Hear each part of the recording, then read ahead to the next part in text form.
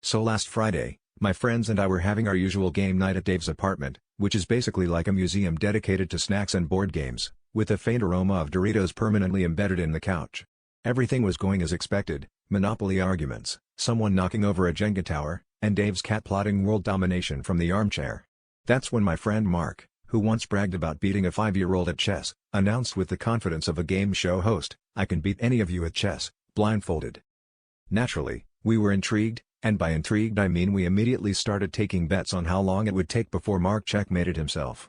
We found a scarf, tied it around his eyes, and set up the board. Mark sat there, arms crossed, looking like a Renaissance statue, and declared, "White pawn to e4. We obliged.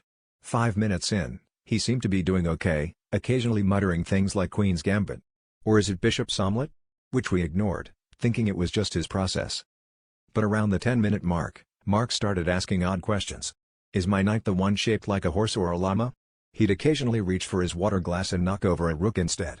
At 15 minutes, he paused, sniffed the air, and said, "Is it my turn or is the board just really crummy?"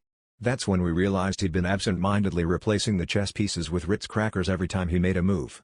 We watched in horror and fascination as pawns were devoured and bishops crumbled under pressure, literally.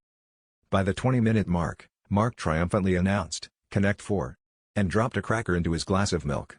Apparently, in the world's first documented case of board game confusion, he'd combined chess, snacking, and a vague understanding of gravity.